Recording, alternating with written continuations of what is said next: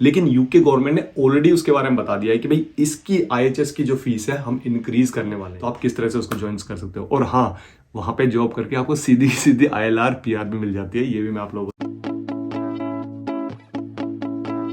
UK government ना कुछ नई चेंजेस वगैरह लेके आती रहती है, ठीक है। तो अभी इन्होंने सितंबर में कुछ चेंजेस अनाउंस किए हैं जो कि इंप्लीमेंट होने हैं अक्टूबर से, 4 अक्टूबर से इंप्लीमेंट होने हैं।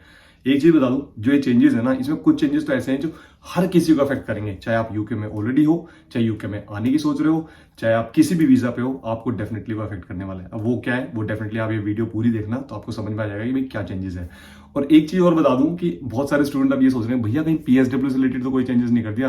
तो नहीं, ऐसा कुछ नहीं है। PSW से रिलेटेड उन्होंने कुछ नहीं सोचा है, ना कोई चेंज किया है, ना बंद किया है, ना इसको इंक्रीज किया है। जहां तक मुझे लगता है पर्सनली कि भाई इनको PSW से रिलेटेड तो ये छेड़ भी नहीं सकते काफी सालों तक, क्योंकि इनको इकोनॉमी को अभी बहुत ज्यादा पैसा चाहिए। अभी यहाँ पे देखा जाए तो और भी ज्यादा टैक्सेस बढ़ने की बात हो रही है, ठीक है। तो ऐसा तो कुछ होगा नहीं। अब बात आती है डिपेंडेंट से रिलेटेड। डिपेंडेंट से रिलेटेड ऐसा नहीं है कि भाई कौन चेंजेस किया है कि भाई वो तो आपको पता ही होगा कि जनवरी से क्या है कि डिपेंडेंट्स यहाँ पे आने बंद हो जाएंगे, डिपेंडेंट्स आ नहीं सकते होंगे। जो भी स्टूडेंट पढ़ने के लिए आ रहे हैं उनके साथ डिपेंडेंट नहीं आ सकते, तो वो तो ऑलरेडी आप लोगों को पता ही है। लेकिन एक चीज अभी एट दिस मोमेंट, जो सितंबर इनटेक में काफी सारी एप्लीकेशंस डाली है, अक्टूबर इनटेक में जो एप्लीकेशंस डाली है, उसमें क्या है, बहुत सारे रिजेक्शंस है ना डिपेंडेंट्स के हो रहे हैं।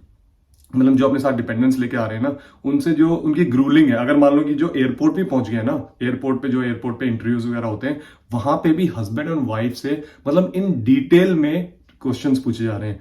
मतलब काफी पर्सनल क्वेश्चंस पूछे जा रहे हैं उनके रिलेशनशिप रिलेटेड कि भाई जेन्युइन है या नहीं। तो मतलब डिपेंडेंट के ऊपर ये ऑलरेडी बहुत स्ट्रिक्ट हो रखे हैं। अगर आप मेरे चैनल पर नए हो और आप लोगों को पता नहीं है मैं कौन हूं, तो मेरा नाम है राजीव। मैं तो यूके में स्टूडेंट्स के लिए काफी सारे इन्फॉर्मेटिव वीडियोस बनाता हूं, जहां पे मैं स्टूडेंट्स को गाइड करने की कोशिश करता हूं। और अगर आप लोग सोच रहे हो बाहर पढ़ने की कहीं पे भी, चाहे किसी भी कंट्री में, स्पेशली यूके में, और आपको पता नहीं है कौन सी यूनिवर्सिटी चूज करें, कौन सा कोर्स चूज करें, कौन सा कोर्स है जो मार्केट के एट द मोमेंट ट्रेंड के हिसाब से यहाँ पे हेल्प कर सकता है, आपको जॉब दिला सकता है, तो नीचे एक लिंक दिया है, वहां पे जाके अपने डिटेल्स भर सकते हो। Personally I will guide you, personally I will mentor you और टेल यू विच कोर्स और विच यूनिवर्सिटी चूज। तो अभी यूके गवर्नमेंट ने 7 सितंबर को एक नई अपडेट निकाली थी। उस अपडेट के हिसाब से इन्होंने काफी सारी अपडेट दी थी, मतलब काफी लंबे चौड़े डॉक्यूमेंट्स थे। लेकिन उसमें जैसे कि अभी एक एग्जांपल देता हूं, और दूसरी कंट्रीज से जो रेलेवेंट है आपके रिलेटेड, वही मैं आप लोगों को बताता हूँ। एक जैसे मैं बताता हूँ एक एग्जाम्पल के तौर पर, जैसे कि अब कंट्री ऑस्ट्रेलिया और कैनेडा से भी यहाँ पे यूथ मोबिलिटी वीजा के लिए आप अप्लाई कर सकते हो। तो उनकी जो एज ग्रुप थी वो 18 से 30 था पहले, अब उसको बढ़ा के 18 से 35 कर दिया है।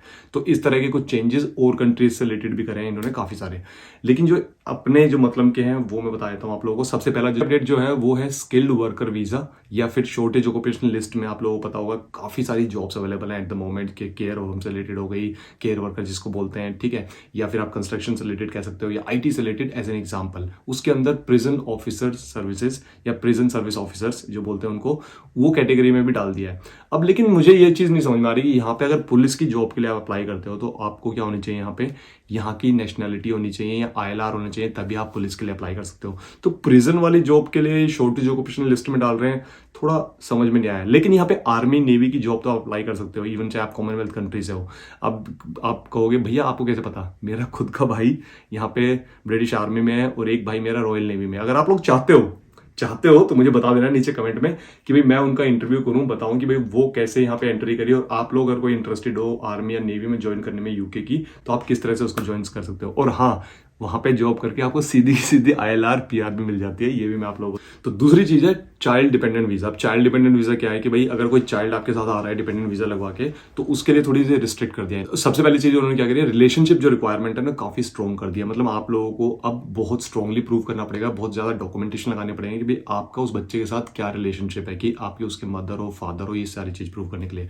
दूसरा क्या है, केयर रिक्वायरमेंट। केयर क्या है कि अगर आप किसी बच्चे को अपने ऊपर डिपेंडेंट वीजा लगवा के लेके आ रहे हो, तो मेक श्योर आपको प्रूव करना पड़ेगा कि भाई आप उसकी केयर कर सकते हो वहां पे जाके भी, जिस कंट्री में आप जा रहे हो, और आप इतने मतलब फाइनेंशियली स्ट्रांग हो, आप वहां पे पढ़ाई भी करोगे, जॉब भी करोगे, उसके साथ साथ आप अपने बच्चे की केयर भी कर सकते हो यूके के स्टैंडर्ड के हिसाब से। तो ये स्ट्रांगली आपको दिखाना पड़ेगा। तीसरी चीज जो डाली है, age and independent life requirement. अब एज और इंडिपेंडेंट लाइफ रिक्वायरमेंट का मतलब एज का तो सिंपल सा है कि भाई 18 से नीचे के होने चाहिए जो डिपेंडेंट आपके साथ होते हैं, पहले भी यही था। इंडिपेंडेंट लाइफ रिक्वायरमेंट का मतलब जहां तक मुझे लगता है कि भाई 18 साल से कम उम्र के, मान लो कि 16 साल का बच्चा है जो आपके साथ डिपेंडेंट बन के यहाँ पे आ रहा है, तो वो मेक श्योर आपके साथ जहाँ पे आप रह रहे हो वहीं पे आपके साथ वो रहेगा, वो अकेले नहीं रह सकता, जहां तक मुझे पता है। बाकी इन डिटेल में अगर आप लोगों को समझ में आता है नीचे कमेंट करके बता देना, मुझे इतना ही समझ में आया इसके। तीसरी चीज के ऊपर जो बात करी इन्होंने, पब्लिक फंड से रिलेटेड। जैसे कि आप लोगों को पता होगा, यहाँ पे जब भी आप आते हो तो आप पब्लिक फंड को क्लेम कर नहीं सकते, चाहे किसी भी वीजा पे आओ, आपके क्लियरली वीजा पे लिखा होता है no resource to public funds. इसका मतलब यही है कि भाई आप यहाँ पे जो भी बेनिफिट्स वगैरह होते हैं उनको क्लेम नहीं कर सकते। अब अगर आपने क्लेम करें और आपने उसके बाद कोई वीजा अप्लाई किया है या उनको पता लग गया, तो डेफिनेटली आपका वीजा तुरंत कैंसिल हो जाएगा and they will deport you. तो ये आप ध्यान में रखना, कभी भी यहाँ पे कोई भी बेनिफिट क्लेम नहीं करना जब तक आप किसी वीजा पे, जैसे आप ILR पे आए थे हो, तो डेफिनेटली जो यहाँ के लोगों के जो कह सकते हो ना राइट्स हैं या अधिकार हैं, वही चीज आप भी कर सकते हो। फोर्थ जो इन्होंने किया है वो है TB टेस्ट से रिलेटेड। अभी भी अगर कोई बाहर से आता है, मान लो स्टूडेंट वीजा पे आ रहा है या किसी और वीजा पे आ रहा है, अभी टूरिस्ट वीजा पे जो था TB टेस्ट वगैरह नहीं था, लेकिन अब क्या इन्होंने बोला है कि जो भी वीजा पे आप यहाँ पे आओगे आपको TB टेस्ट करवा के लेके आना पड़ेगा। तो और एक चीज जो इन्होंने डाली है कि अगर मान लो कि यहाँ पे आप रह रहे हो, स्टूडेंट यहाँ पे पढ़ने के लिए आए हो, फिर दोबारा आप अपनी कंट्री वापस चले गए, 6 महीने ज्यादा अगर वहां पे रह गए, तो आपका अगर जो गैप है वो 6 महीने ज्यादा हो जाता है, तो आपको TB टेस्ट फिर दोबारा से करवा के लेना। अब TB टेस्ट है कि अगर आप लोगों को पता नहीं है, ट्यूबरक्लोसिस टेस्ट होता है कि भाई वो एक्सरे वगैरह नहीं करवाते, वो एक्सरे वगैरह करवा के आपको लेके आना पड़ेगा, रिपोर्ट होगी कि भाई हाँ आपके कोई TB वगैरह की कोई बीमारी नहीं है।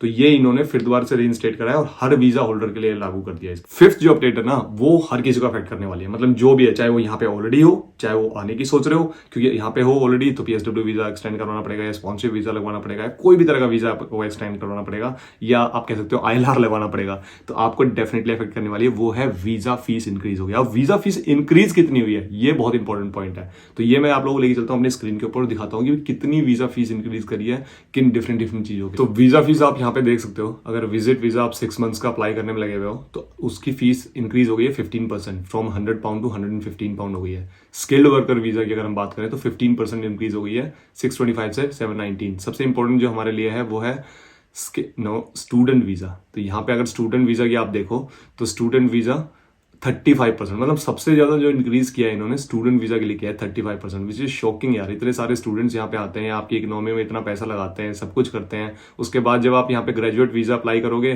तब 15% इंक्रीज कर दिया है, ILR अप्लाई करोगे तब उसके लिए 20% इंक्रीज कर दिया है। ठीक है, तो अगर स्टूडेंट वीजा पहले £363 लगते थे आपके, तो अब £490 लगेंगे आपके। वही ग्रेजुएट वीजा जब आप अप्लाई करोगे, जो कि भाई PSW जिसको बोलते हैं, तो 15% इंक्रीज हुई है, £715 से £822 हो गई है। ILR जो यहाँ पे मतलब PR के लिए जो इसको बोलते हैं, 20% इंक्रीज हुई है, 2404 से 288। ये काफी हो गई यार, इतनी ILR की फीस। नेचुरलाइजेशन अगर ब्रिटिश सिटीजनशिप के लिए अप्लाई करोगे तो 20% उसकी भी इंक्रीज हो गई है, पहले 1250 थी, अब सीधी £1500 हो गई है। तो ये काफी इंक्रीज हो गई है। मतलब स्टूडेंट का जो है ना, ये तो बहुत ही ज्यादा शॉकिंग है, मतलब 35%, ये तो लूट मचा रखी है यूके गवर्नमेंट ने, विच इज रियली बैड। नीचे कमेंट करके बताना यार आप लोगों को क्या लगता है, आप लोग क्या सोचते हैं इसके बारे में कि भाई जो 35% इंक्रीज करी है स्टूडेंट्स के लिए, क्या वो जायज है? मतलब लगता है कि भाई this is right what the UK government is doing with the students, कि भाई 35% इंक्रीज यहाँ पे। और IHS के बारे में अगर बात करें तो लास्ट 6 जो अपडेट है IHS से रिलेटेड, अभी IHS के फीस में ना कोई इंक्रीज नहीं हुआ है, लेकिन यूके गवर्नमेंट ने ऑलरेडी उसके बारे में बता दिया है कि भाई इसकी IHS की जो फीस है हम इंक्रीज करने वाले हैं, और वो करेंगे डेफिनेटली उन्होंने, क्योंकि ऑलरेडी इस बारे में बात कर रखी है, कैबिनेट में मिनिस्ट्री में बात हो चुकी है, इसके ऊपर भी वो बस एक्शन लेने वाले हैं। क्योंकि अब यहाँ पे अगर ले लेते हैं 35% इंक्रीज करिए, मान लो कि उसकी 30% इंक्रीज कर देते हैं, तो एकदम से 65% इंक्रीज हो जाता, तो बहुत ज्यादा हो जाता। मतलब इसके बारे में प्रोटेस्ट होना शुरू हो जाता। प्रोटेस्ट कह सकते हो कि बहुत सारे लोग नाराज होते, इसके बारे में बातें करते, यूके गवर्नमेंट की मजाक उड़ता, शायद इंडियन गवर्नमेंट भी इसमें इंटरफेयर करती है, भाई तुम 65% जो स्टूडेंट्स यहाँ से आ रहे हैं उनसे अगर चार्ज करोगे तो इट्स नॉट गुड। तो शायद ये रीजन हो सकता है कि अभी इसके साथ उन्होंने डिसाइड नहीं किया या इसके साथ उन्होंने डिक्लेयर नहीं करा कि भी IHS की फीस कितनी बढ़ेगी, लेकिन जो भी बढ़ेगी मैं आप लोगों को उसके बारे में अपडेट दूंगा। अगर आप लोगों को इस वीडियो से थोड़ी बहुत भी कुछ जानकारी मिली हो तो make sure do consider subscribe my channel. मिलते हैं नेक्स्ट वीडियो में, तब तक के लिए।